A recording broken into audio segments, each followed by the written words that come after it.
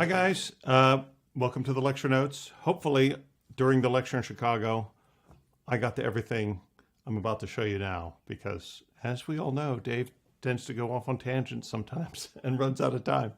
So, but let's see, hopefully this is one of the tricks I was able to get to. This is a thing that I do a lot when I'm just sitting and hanging out with people and doing card tricks. It's a fun thing. I might ask somebody, oh, how old were you when you first got kissed? And they'll say 8. 1, 2, 3, 4, 5, 6, 7. And there's 8. Look at that, an ace. Remember the name of the person you kissed? Julie, Julie. Look at that. Do you remember the name of anybody else you've heard? Well, anyway, but you get the idea. They can call stop anytime they want, or they can give you a telephone number or any random number or letter, and you can always find the aces because basically you're third and second dealing to them. So as we talked about in the lecture, the method is the aces are 2 on top and 2 in the middle with a break held above them.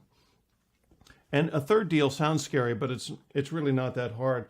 If you can do a second deal, a strike second deal, you can do a third deal.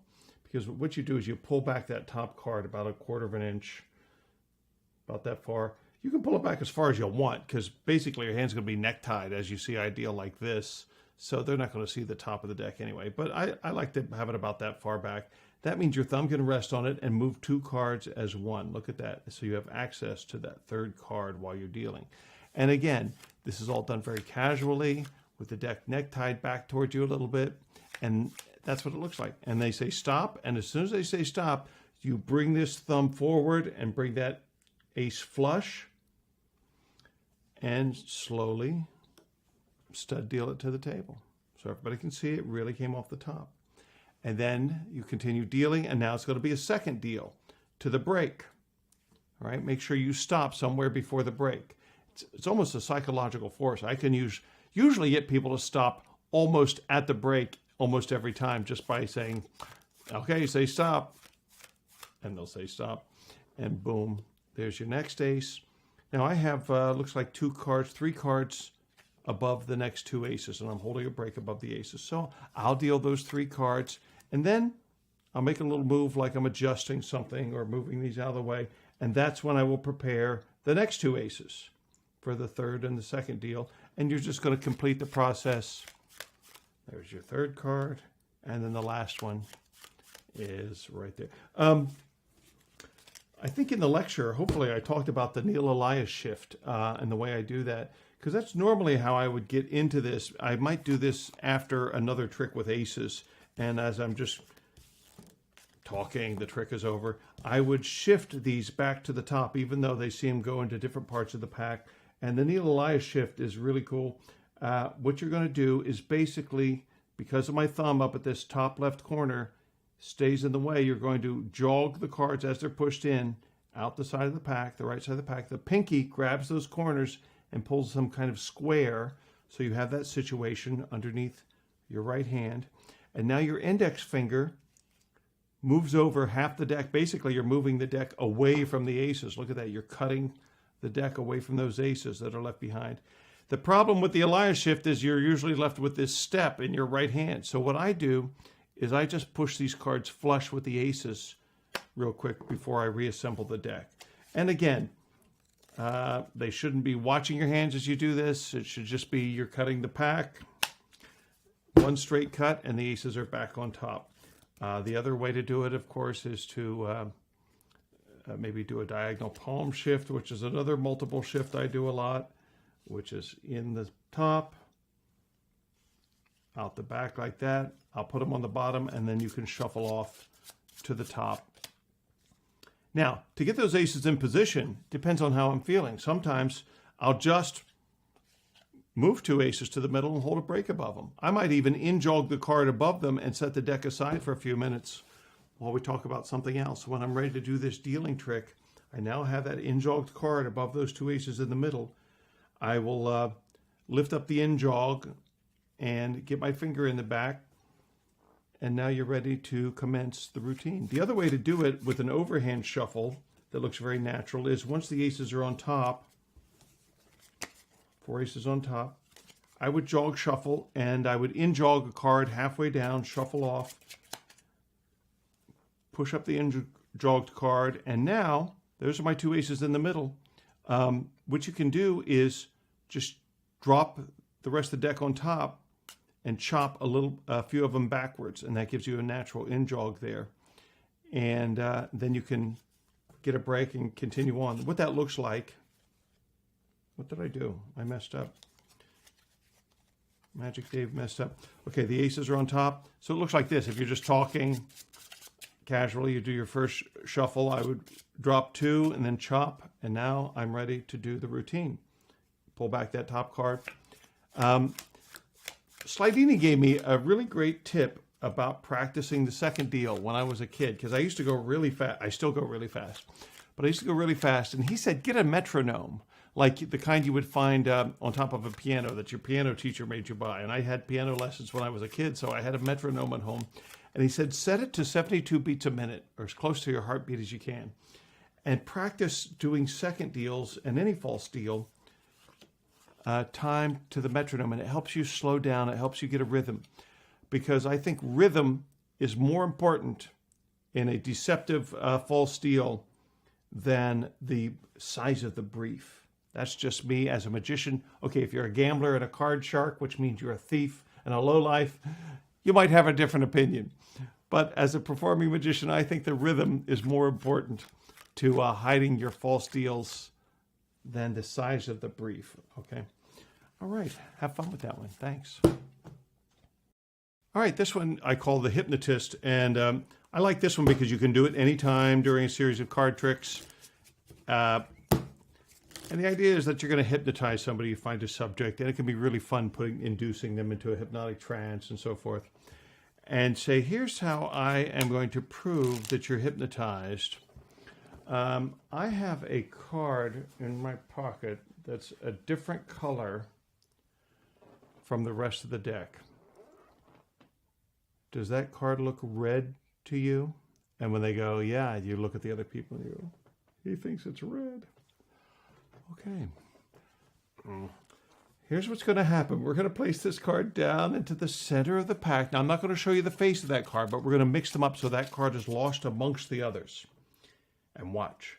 As I deal cards, at some point during your deep hypnotic trance, I want you to call the word stop.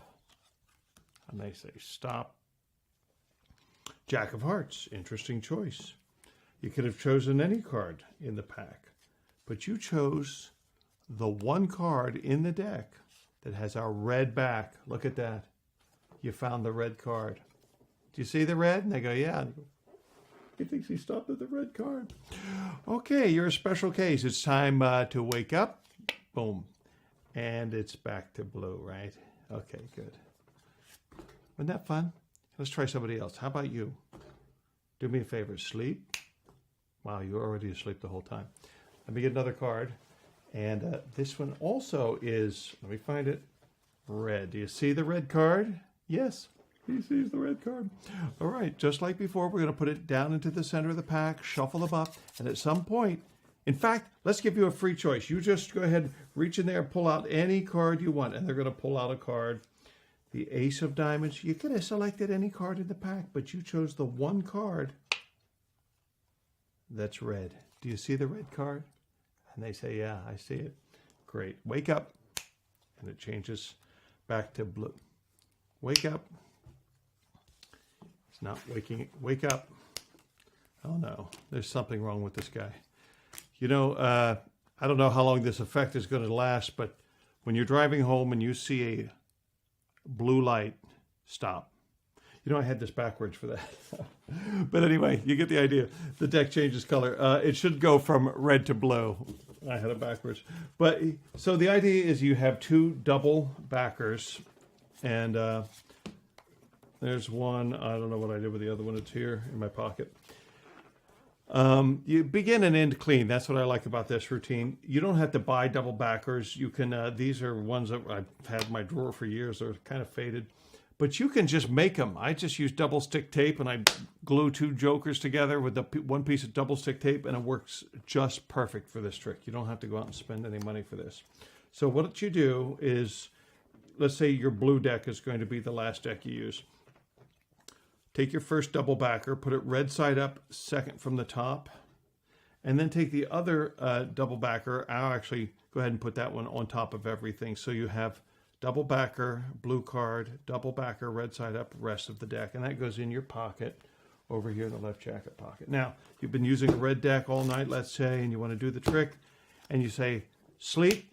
All right, I'm going to give you a hypnotic suggestion. You reach into the pack and you pull out that top double backer that's on the top of the deck there. And, no, I had it backwards, didn't I? Wait a second, sorry. That should be there. And this should be blue side up. There you go. Blue side up. So now you reach in there and you pull out apparently a card of a different color. You say, I'm pulling out a card that's blue. Do you see the blue card? Yes. All right.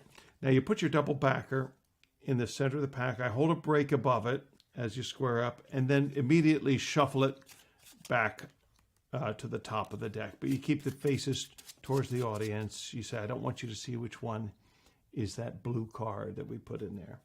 Now, different ways to get to this situation, but what I like to do is deal cards face down. You're going to stud deal them until they say stop.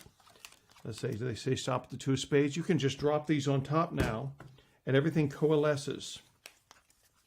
So what you see, you can show you could have stopped at any one of these cards, but you stopped at the 2 of spades. Now there's your double backer right there on top of the bottom half. Turn these over, put them at the back. And now all you have to do is do a double turnover to show the first effect. Look, you found the blue card. Of course, the 2 is right here. I gain another break. And that apparently the trick is over. You do another double face up. Turn the card face up with a double turnover. And the trick is apparently over. And go, now let's see if we can wake you up. Wake up. Boom. Red? Yes? Okay, good. Whew. Sometimes those effects linger and you have problems, but you snapped right out of it. Good. You're also going to stop smoking and lose a little weight. How about you? Would you like to try? And now you just switch decks. All you do is drop this one, pick up the other one. If you have a tight jacket, it takes a minute, but I like to, once I have it in there, just release one, grab the whole deck, because as soon as you bring that out, square it up before you bring it around. Because basically it's the blue deck with a double backer second from the top. And you just deal, it's the same action you did before. It looks like you just reached in your pocket and you've got another blue card, apparently.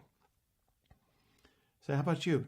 Blue card, right? Yes, okay. You really do, since it's a blue deck, you really do just put it in the middle of the deck. And now I do a slip shuffle. I turn the cards just like before, do a slip shuffle. Everything looks exactly the same. But this time, instead of stud dealing the cards, you can't do that. You can just give them a wide choice of any cards. And if you're safe, if you're careful, you can spread them out. Just don't let them see that double backer at the top there. Let them just pull out any card they want. Square up the deck here. Turn it over. Be careful they don't see any of the blue cards. And you go boom, and you too. Blue. Do you see the blue card? Yes. I get a break. I use a pinky count. We've talked about that in the lecture. Pinky count.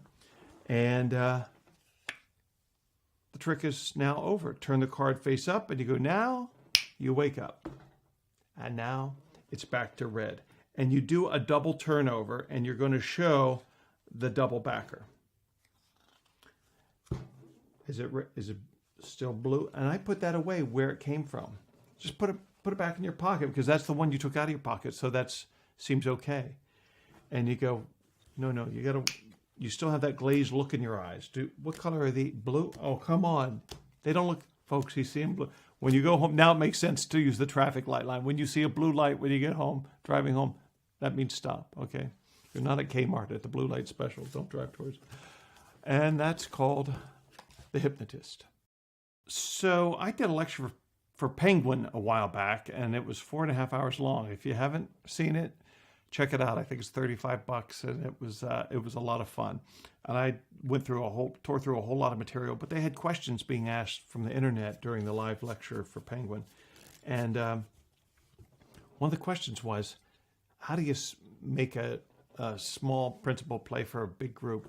And it's talking about scalability. And, I gave an answer about a trick few tricks that I've done in the past where they've scaled from small to big. And I think there are a lot of principles in card magic that can scale for a big audience.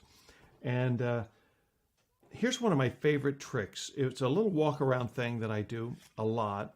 It's Vernon's Variant, and it can be found in Vernon's Ultimate Card Secrets. Ken Brook had a version of this that he marketed a while back. I've seen solutions from Harry Lorraine using 5 cards and so forth. But it's basically the do as I do routine where the audience follows along. And the thing I like about this is in a cocktail party situation or any kind of close-up group, everybody, almost everybody, can participate. Give everybody 4 cards. And they follow along, basically. And you say, turn the top card face up, put it on the bottom, turn the next card face down, turn the whole thing over, turn the top card face down, bottom card back on bottom, and all 4 cards are still face down. So it's a great routine, and everybody gets it wrong except the magician. It just never had an ending that I thought was any good. So I'll show you the routine, and it's almost right out of the Ultimate Card Secrets. And then my little ending, and then I'll show you how I would do it to make it big. So you start with, everybody gets 4 cards. You're going to do a double lift for the first card. And I used Brother John Hamman's method for a double lift from a small packet where you just push all the cards over. If you're a group of 4, you push 3 over with your thumb. Then your second finger will contact that card. And now you have a double automatically. So there's no get ready. And if you do it with your right hand face down, it's almost like a stud deal. So you tell everybody, turn the top card face up and put it on the bottom. So you put a double on the bottom, and they all put singles on the bottom. Put the next card face down on the bottom. And you wait till everybody does it. You say, now turn the whole packet over, and they all do that. Turn this card face down, top card face down, back on top. And then the bottom card face down, back on bottom. And they all do that. And then you show that all 4 cards are face down. And I give it a very open count that will simulate the Elmsley count. But then I immediately fan. And everybody else will have, because they've followed along with only a single card, everybody else will have a card face up. And you say, no, what are you doing? Wait a minute. Let's try again. And maybe I didn't explain myself. Let's start with them all face down. And I give it a count that simulates an Elmsley count. 1, 2, 3, 4, and they all do it. All right. Now you really do put the top card face up on top, just 1. And I kind of show that there's 3 face down. Next card face down on the bottom, very cleanly. Turn the whole thing over. Top card face down on top. Bottom card face down, back on bottom. Everybody follow along? Good. And now you do a real Elmsley count. You pull off 1. You push over 2 as 1. As you take back the first card, 2, 3, 4, very deliberate. Everything looks very slow. And they all have 1 face up in their pile. And you say, let's start again. Come on, what are you guys doing? And what I like to do at that point is, I'll do it just while I'm talking. I'll do a Jordan count. So to get you in position for another Elmsley. So the Jordan count is you pull over 1. And as you pull the next one, you leave the first one behind. And on the count of 2, you just take 1. On the count of 3, you push 2. And then there's the last one is the single. But what that does, it gets you in position for an Elmsley count. So once again, I finished the sequence. And I say, now you should have 1, 2, 3, 4 face down. And you do an Elmsley count, which means you now have a face-up card on the bottom. And at that point, I would do a Jordan count while they're looking at their cards just to reposition my card for an Elmsley count. Let's start again, folks. Let's start again. Let's all make sure we're doing the same thing. 1, 2, oh, shoot. Yeah, I messed up. You do an Elmsley count, and they all do their regular counts, and they're all face down. And now in the Vernon routine, which I love, and the way I learned it, is you let the spectator move your cards on the last phase. So each phase is a little more impossible. So this phase, you go, look, take my top card, turn it face up, put it on the bottom. So you already have a card face up on the bottom. They don't know about. Turn the next card, put the next card face down on the bottom, and they do all the same with yours. You never touch it with your other hand. They're doing everything. Turn the whole pile over, and they turn the pile over. You're just gripping. Top card face down, back on top. Next card face down, back on bottom. You don't move. You're just in this grip. Now let's all look at your cards. And they spread their cards, and they're all going to have one face up. And spread my cards, and yours are all face down. And that's actually a really great ending. That's the miracle ending right there. But what I do at this point, everybody's reacting. I will now palm a card off the bottom or top or whatever. It's really no big deal. I'll stick it in my pocket or back on the deck, but I'll basically cop one card, get it out of play, and go, would you like to learn how to do this? And they go, yeah. So, okay, let's start over. Look. Now, you start with them face down. So you do an Elmsley count with 3 cards, right? You just take back the first card on the count of 2. 2, 3, 4. Okay, they're all with you. This is very convincing. And I say, now, when you turn the top card face up, you really do put it on the bottom, and they all do that. And then you turn the next card, you keep it face down, you really put it on the bottom, okay? And they all do that. Now, watch what happens when you turn the whole thing over, and they're going, yeah, and they turn theirs over. And the top card goes face down, right? And they go, yeah. And the bottom card goes face down, back on bottom. There you go, right.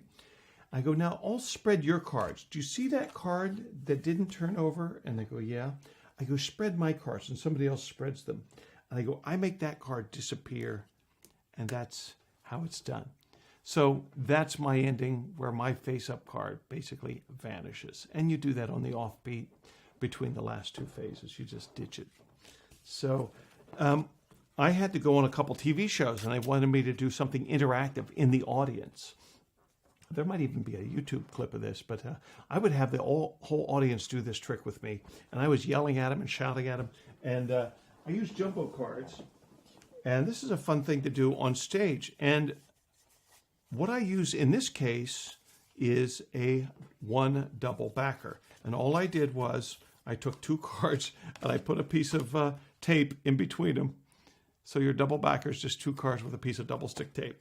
And the double thickness actually helps because you can find it by feel in the pile. You know where it is. If you ever are in doubt where it is, you can feel that double card and make sure it's on the bottom. So basically, when I was in The Illusionist in London, we had to come up with a bit while they were changing the set. They said, can you do something down on the stairs in the spotlight with a video camera that the whole audience... So I said, yeah, this would be perfect. And I got a guy up on stage. We sat down on the stairs in a spotlight, single spotlight, and we had a live band. It was really great. And I said, ladies and gentlemen, it's time to meet our next illusionist, this guy. And it was, Bob, how are you doing? You're going to become, what do you do for a living? And he would tell me, and I go, that's boring. You want to be an illusionist. Here's how you do it. Look, take these 1, 2, 3, 4 cards. And he would take his 4 cards, and I would show my 4 cards. And what I did was, I said, let's count them. I had mine second from the top, right? And I go, count them 1, or I had my third from the top. That's right. 1, 2, 3, 4. And he'd count his face down. And we turn them face up, right? And I go, again, 1, 2, 3, 4. And he'd do it again. All 4 face up. Good. 1, 2, 3, 4. And I put mine now on the bottom. So he has 4 cards and I have 4 cards. And we've seen all the faces, all the backs apparently. And I go, repeat after me, Professor. And I would have a real cheesy music play. And I said, the first thing, smile. And we smile. And I got a laugh. Top card. Face up on the bottom. And I show it. And he does with his. Next card, face down on the bottom. And he does it. Turn the whole thing over. Turn the top card face down, bottom card face down. And what I did was I had the bass drummer hit a big boom. I go, now stand up. And we both did one of these. I went boom like that. But I did it. I go, now you do it. And he went like this. He always made a weird boom. And then the drummer just hit a ting, like a little symbol, little triangle, ting. And it was just very funny. And I go, what was that? And I go, and the 4 cards are face down. And of course, he had one face up. And I go, cut, wait, what are you doing, buddy? Come on. You got to follow along. And I'm beating him up, I go, I know you can do this. Your family's looking at you with arrows of disappointment shooting out of their eyes. You're embarrassing them. Their name will be sullied in the annals of history. You can do this. Come on, let's try it one more time. You think you can do it, folks? And I just build this whole thing up. Let's do it one more time. So we do it again. And we go through the motions to the cheesy music. And I had a whole pocket full of confetti. And I'd say, after we did the maneuvers, I'd throw confetti, wee, up in a pizzazz. And I go, here. And I handed him one piece of confetti, but the audience didn't know that. Your turn. And he'd go, And he just one piece of confetti would go, and the drummer would go tink again. I go, this is not your thing, is it? Anyway, I took his cards away from him. So I had mine on the bottom. I had finagled mine to the bottom. I took his cards away from him, and I put them on the bottom. I go, look, let me talk to you for a minute. And this music started. It was this rousing score. Bum, bum, bum, bum, bum, like the graduation march. I know you can do this. You're going to go from crayons to perfume. And I built him up, and I made this funny little speech. Yes, you can. Let's do it one more time. Here, take the 4 cards. And he now had the gimmick card on the bottom of his pile. And I did the whole thing again, top card face up, next card, turn the whole thing over. And what I did was at the end of mine, and you should have 1, and I just did an Elmsley count with the jumbo cards, 2, 3, 4, spread your cards, and he had all 4, and the audience cheered, and we had a big confetti cannon.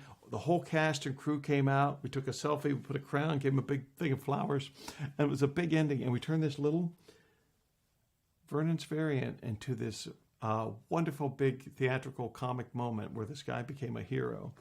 So that's just an example of one way some of these principles are scalable. Have fun with it. I always loved Brother John Hamman's twins trick. And for those of you who don't know it, it's just a funny little story trick with only 4 cards using the Gemini count, which is Brother John Hamman's invention. If you don't know much about his material, I'm really heartened because there's a lot of young guys in magic rediscovering the magic of Brother John Hamman. He was a very sly and wily guy who created things that would drag you down the garden path and turn the hose on you at the end. But this is just a perfect example of how clever he was in his funny little offbeat routines. It never the ending was very satisfying, but I wanted to come up with a different ending.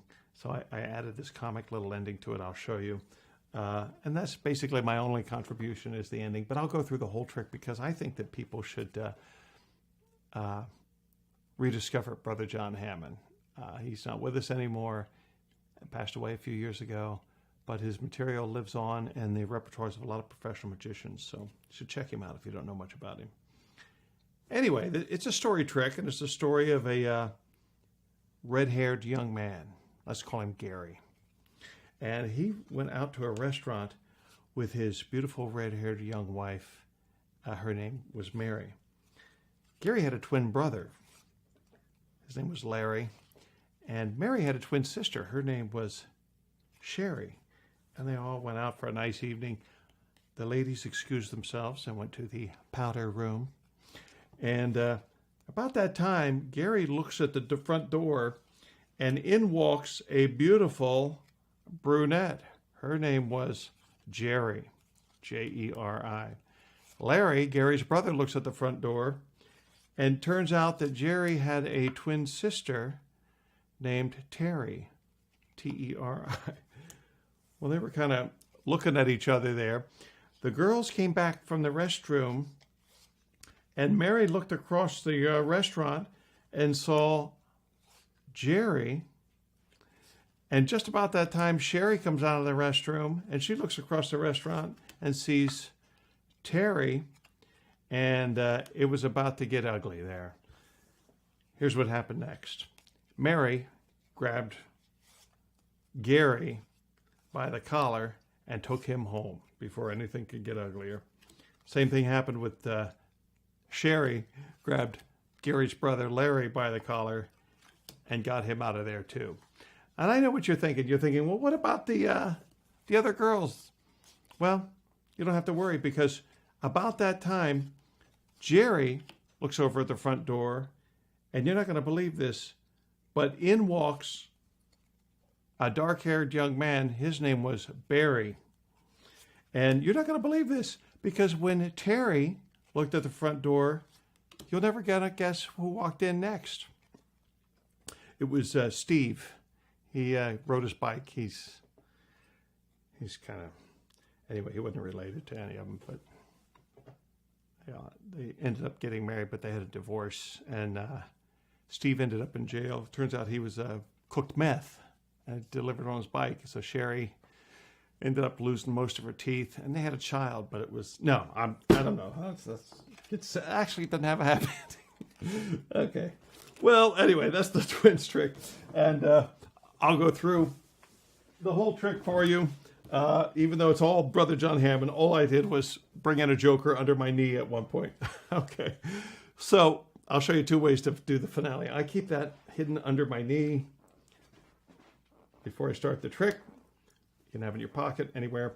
And there's another way to do it where it's on top of the deck, but I'll show you that in a minute. It's a little more practical, depending on your situation.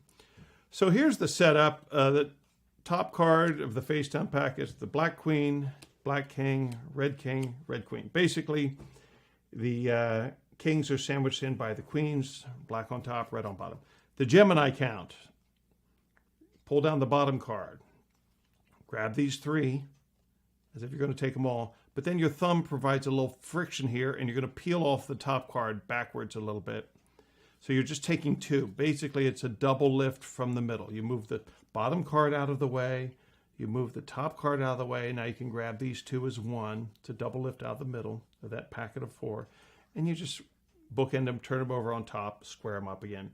And there's a double lift with the first king. Behind it is the Black King. That one gets turned face down. And again, it's that Brother John Hamman double lift from a small packet, because what you're going to do is push all three together as a group. Your second finger now contacts the back of the next card and provides friction as you take these two. You're still dragging to the right. And it's just a very clean double lift, so that gets turned face down. So you've shown apparently the first Red King, Gary.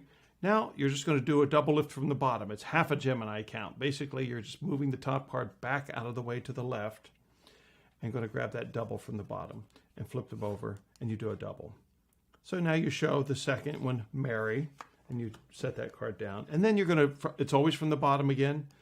You show that king again. There's his twin, and she had a twin too. Now, you're always doing the same thing. You're always, because in a moment you're going to palm that joker and add it to the top at the end of the routine. So you always want to do these actions that look consistent. So now what I do is I take my hand, pull them all back, and you say the ladies went to the bathroom. And what I do is I buckle the bottom card and cut it to the top. Square up the cards and do the Gemini count again. Basically, you're just doing the Gemini count each time. And you tell the story. First twin saw the brunette come in. The second twin saw the brunette's twin sister come in. And then you do the same thing. You scoop them back. And now, just cut the top card to the bottom, back to the bottom. Oh, I'm sorry. Yeah, cut the top card back to the bottom, and you continue the Gemini count for the next phase of the story.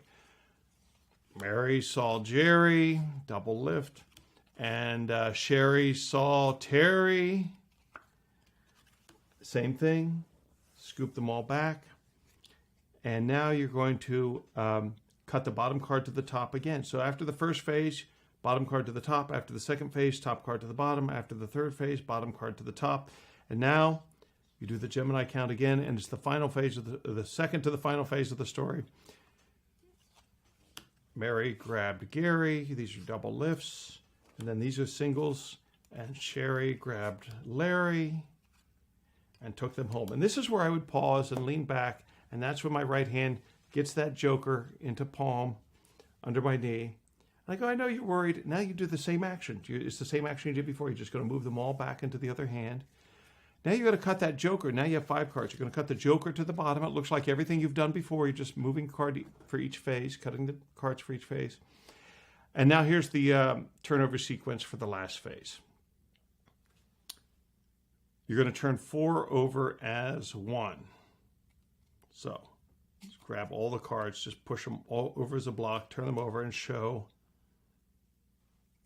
the Black Queen. Turn them all 4 face down, deal the top card to the table. That'll be the Red King. Now you're going to do a double lift from a packet of 4 using Brother John Hamman's method. You push over 1, push over 2.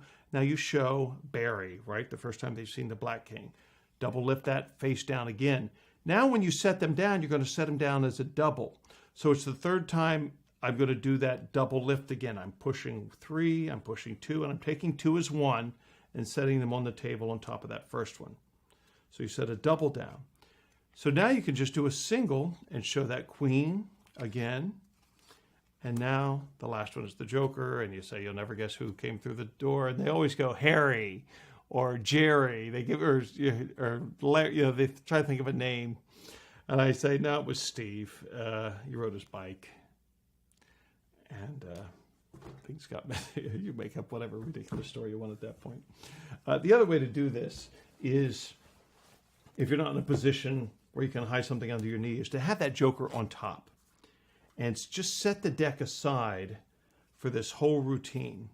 And when you get to the last part, when you get to the last bit of the routine, what I do, after you've shown the red head took her boyfriend home and the other one took her boyfriend home, that's when I pick up the deck and I'll palm that top card. You can do a one-hand top palm or two, and set it off to the side, just conversationally, and palm that joker off the top. And the reason you can pick up the deck is to put it here as if you're doing the final phase.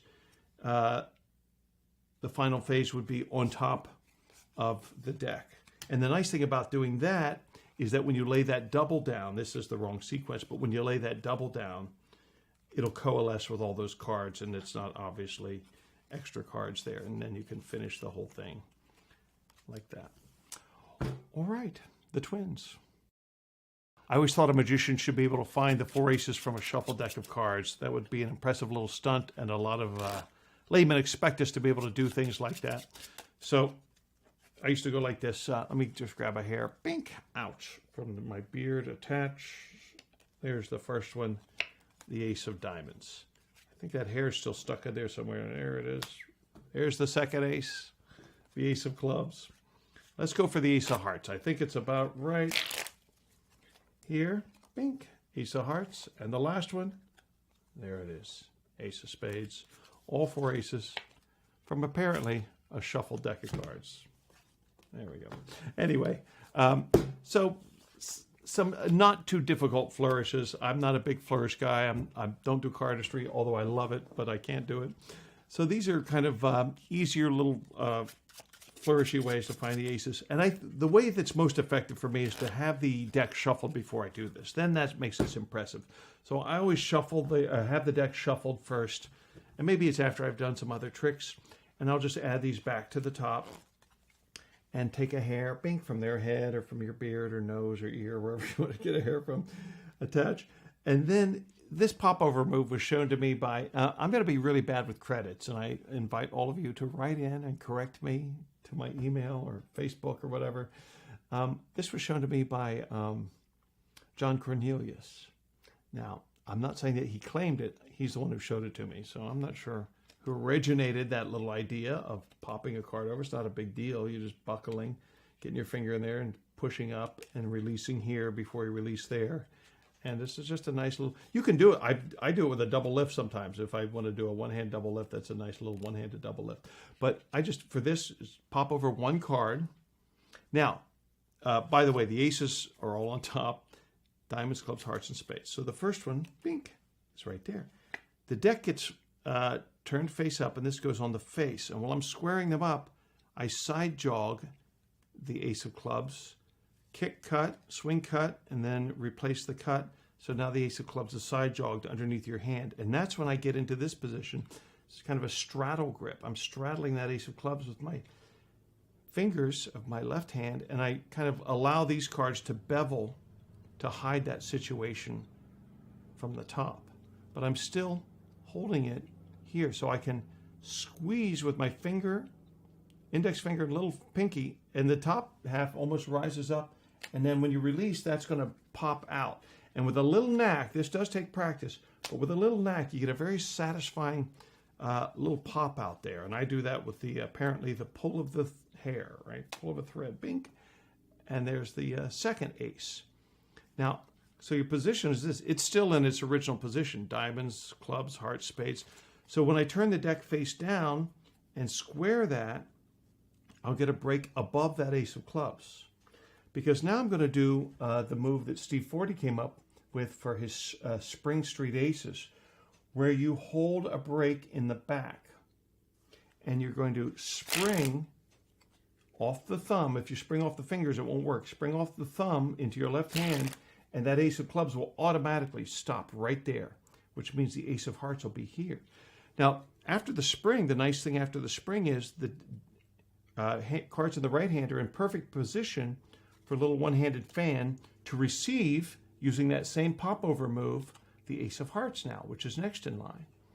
And then here's a little change that I came up with years ago, and I'm sure I think Lance Pierce had something very similar to somebody told me. I have to ask Lance about that. But as you wipe that ace, you're going to wipe that ace back to the pack. What you're actually doing is, look, you're going to feed this underneath the fan, the top card, which is the ace of spades. Get it ready. It gets fed underneath the fan as you take the ace of hearts from the top. And now you can lever this over and do a color change under the fan for your fourth change. So you show the ace of hearts and you come over and just do a little wave. The nice thing, those cards will usually be buckled like that. So I can do that double turnover that I talked about earlier. Whoops, that was too far. But you can turn those two aces back face down. These go on the bottom, which means you have two aces on top, two aces on bottom, and you can finish with that well-known little flourish like that. And you've found the four aces from a shuffled deck. A little something to practice. You know, one of my favorite tricks has always been the hot rod, believe it or not. And I mean, it was one of the first tricks I got when I was a kid, and I used to demonstrate it when I worked behind the counter of the magic shop. And it's, you know, we think of it as a beginner's dumb little trick. And I stopped doing it for many years. But now that I'm working back for families, like on the Disney cruise and with the Illusionist and Circus 1903, I interact a lot with the families and the kids kind of before and after the show. And I like to have little things in my pockets. And this is one of them. It's such a great thing. And I found a new way to present it that makes me very happy because it just drives people crazy. It never really made sense. I guess there are pattern lines along the lines of here's how do you select a gemstone in a jewelry store, a sample bar, or something like that. But what I do is I'll have, this is kind of a fancy hot rod set somebody gave me, but it works just the same with the plastic sets. But you have the regular hot rod here with both sides, and then you have the gimmicked one with the double-sided. And you borrow somebody's phone. This is the way I've been doing it. So you borrow somebody's phone, and what I do is I hide the examinable hot rod underneath the phone. And then this comes out and you say, this can come up when you're looking at somebody's photos on their phone. You go, wow, what kind of filter do you use? Did you ever calibrate this? Because the colors seem off. They go, what do you mean? I go, oh yeah, well, they sell these on Amazon, these calibration crystals, calibration sticks. And yeah, each crystal's tuned to a different color frequency. You know how that works. There's, you double talk the science behind it. But if you find the filters on their photo app, you open up their photo app and you go to the filter section. You say, this is how they tune in their filters. Like, for example, here's more of a red and a green and a cool and a silver tone. But these filters here help you. Let's do more of a red one here. And the key is that you're going to let them see the effect through the screen of the iPhone. So you hold this under the camera and everybody's gathered around looking. And you can do the paddle move underneath and they're watching the trick through the screen of their own phone. You can do it with your phone too. And the nice thing is you say, now reach forward and hit take a picture. Hit the button and take a picture and I'll show you how it works. And when they take the picture, the screen will flash and that's when you do the paddle move and the color changes. Then let them see the effect in the screen first. And you say, see how all the crystals look red? That's because they're tuned into that frequency. And then you just do a paddle move over here and show that they've turned red all the way. And then now you go back and put it back on normal, the original filter here. Have them take another picture, again, with their phone. Have them take another picture. And when they do, it'll flash. And you do the move again. And you have to time it right with a little practice. And you show that it's gone back, and you go here, hold this, and you hand them, you do the switch, the jinx switch right under the phone. Look, you're just going to take this gimmicked one, leave it behind, hold here, because now you're going to take their phone and go to the photos and show the two photos of before and after with the two different colors. Right, and this can go in your pocket because you can pull out your phone now to compare or something like that. Find a reason to ditch that. But anyway, they're over here looking at this hot rod while you're showing them. And I didn't do it here, but there should be two pictures of before and after the hot rod changes that they can take with them on their phone. So that's a little hot rod presentation to bamboozle the millennials with, because they have no idea what's going on. In Williamson's Wonders, I published a trick called He Who Spelt It, Dealt It, which was my version of Edward G. Brown's Feudal Lesson in Open Spelling. And my friend Bill Goodwin, wonderful card man, lives in LA, improved the stacks. He got rid of a displacement move in the middle of the routine. And then I changed his improvement a little bit to serve the routine a little better. And this is what we came up with. So this is not published anywhere. I wanted to put it in these lecture notes because I think I talked about it in the lecture.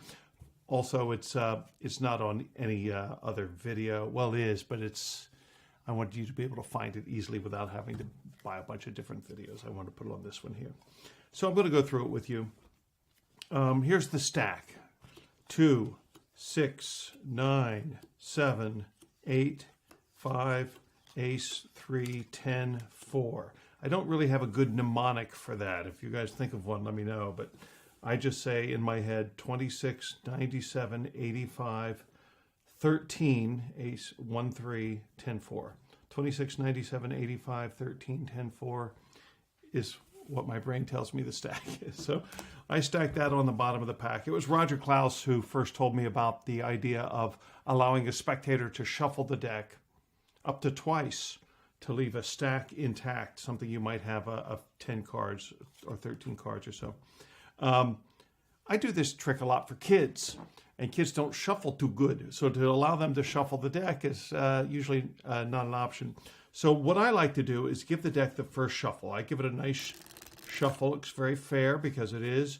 And what you've done, of course, is spread those cards, those stacked cards, throughout the bottom half of the deck. Now, they're still in relative order. They're in order. They're just cards in between them.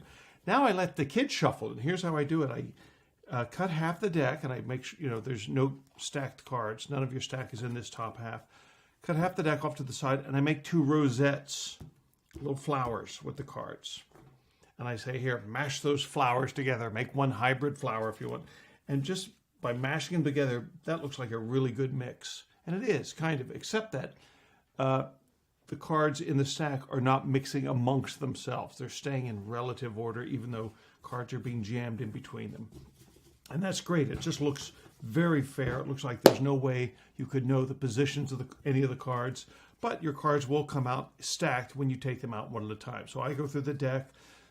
I remove the cards. I double check my stack as I'm taking the cards out, make sure nothing has changed. If something has changed, this is your time to fix it here as you put the cards on the table. If you have to make an adjustment, go ahead. Just make it look very natural. All right. So emphasize that these are the cards they shuffled, and now you're going to cast a magic spell over their shuffle.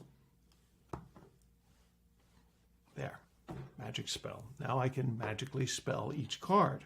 And this is a magician goes wrong kind of trick where the kids love it when the magician goes wrong. And I've added some funny spellings to the routine. So I say, I can now spell every card in the deck. Here's the first one. Ace, A-S-E. And turn over the 7.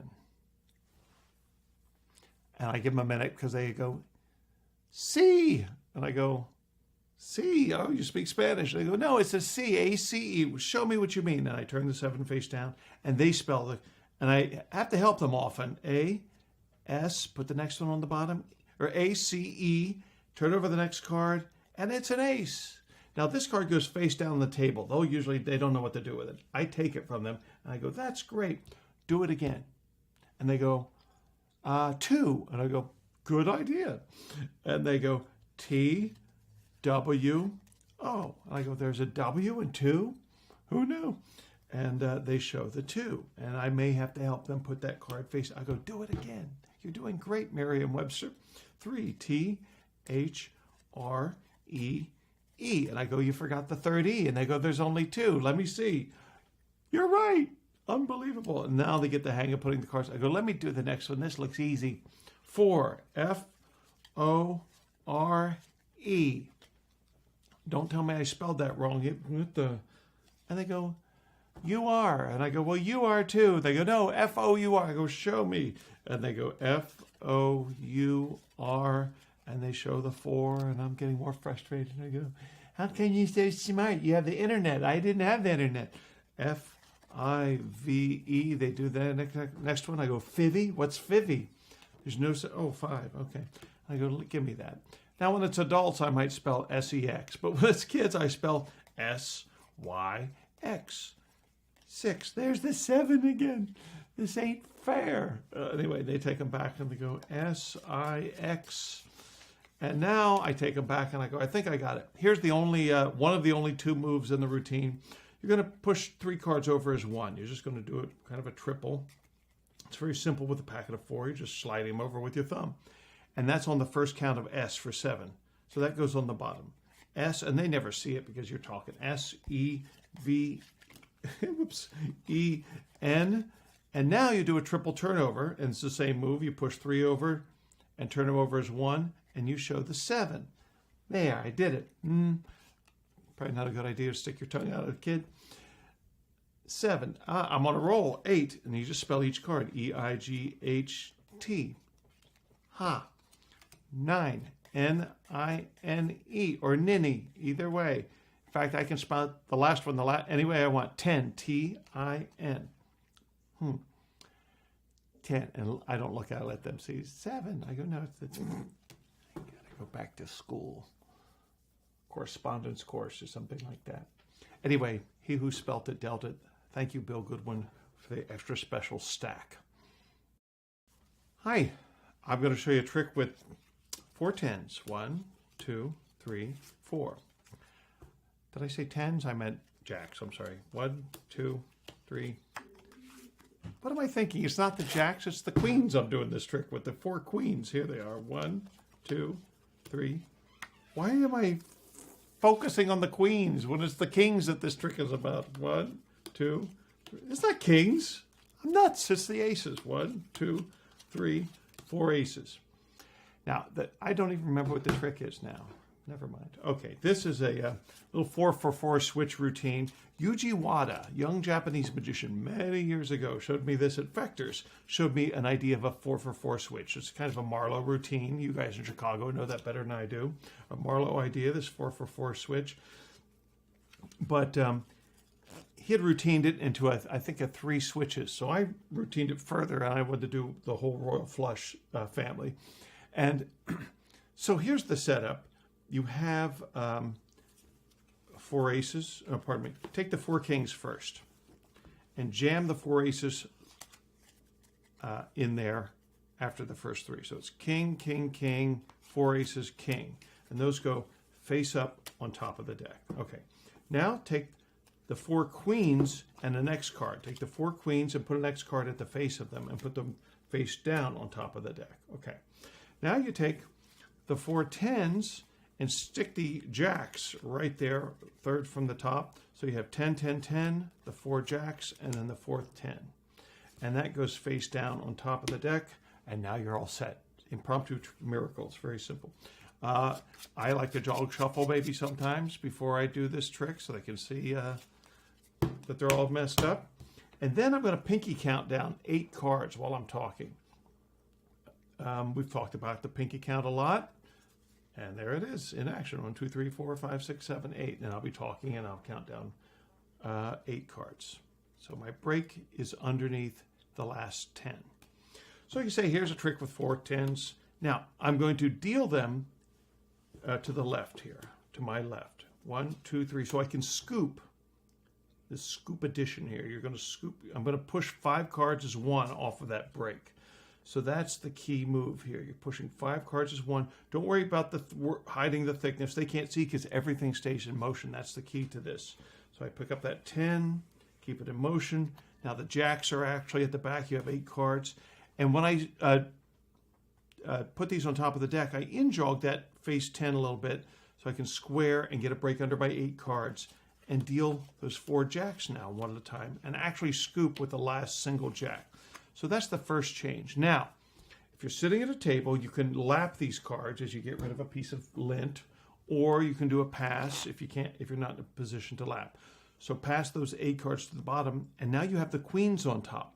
But because of the bowing of the deck, I can actually put my finger underneath that natural break from the face-up cards, the face-up kings and aces, before I even deal the queen. So you've done the pass, and if you can get your finger in that natural break, you're way ahead of the game. Because now you can do the 4 queens, 1, 2, 3.